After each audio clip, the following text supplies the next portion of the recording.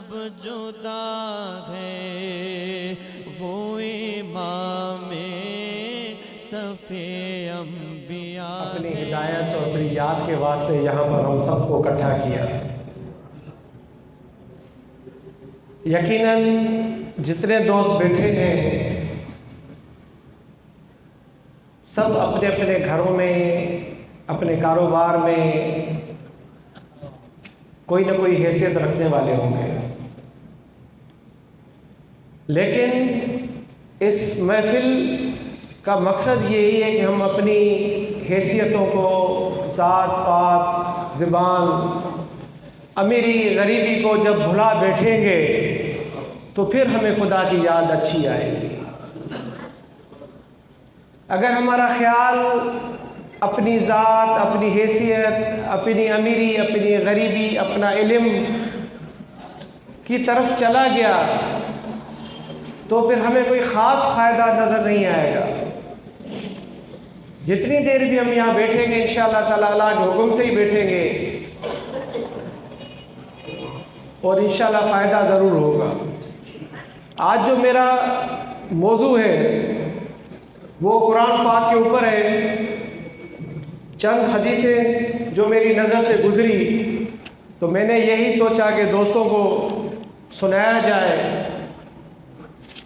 بسم اللہ الرحمن الرحیم۔ یہ قرآن کے بارے میں ہے جو ہم قرآن پاک پڑھتے ہیں، روزانہ یقیناً ہم پڑھتے ہوں گے۔ چند حدیثیں مختصر بیان کرتا جا رہا ہوں، ٹائم بہت کم ہے۔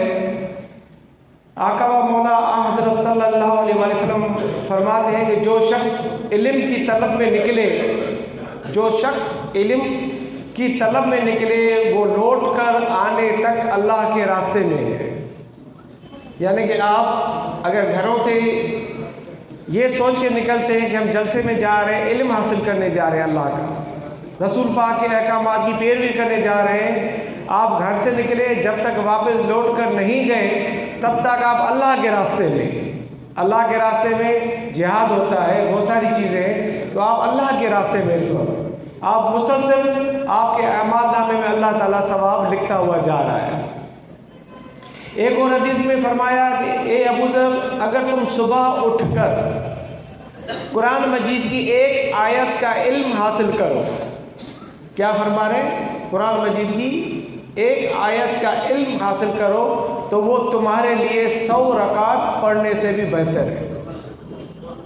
کہاں 100 رکعت نوافل ہم پڑھیں اور کہاں ایک آیت کو ہم نے پڑھا اچھی طرح، مخارج کے ساتھ، تجوید کے ساتھ، اور اس کی مطلب کو سمجھا، معنی کو سمجھا، پھر اس کی تفسیر کو سمجھا، پھر فوراً ہم نے کوشش کی، نیت کی کہ ہم اس پر عمل پیرا ہو جائیں، تو ایسی ایک آیت پر پڑھنے اور عمل کرنے کی وجہ سے وہاں فرما رہے کہ 100 رکعت سے بھی زیادہ بہتر ہے۔ تو ہم کوشش یہ کیا کریں گے، جو قرآن پڑھے ہوئے روزانہ ضرور پڑھا کریں گے، تو نہیں پڑھے ہوئے تو ہم کوشش کریں قرآن پاک کو سیکھیں اور اس پر عمل کریں۔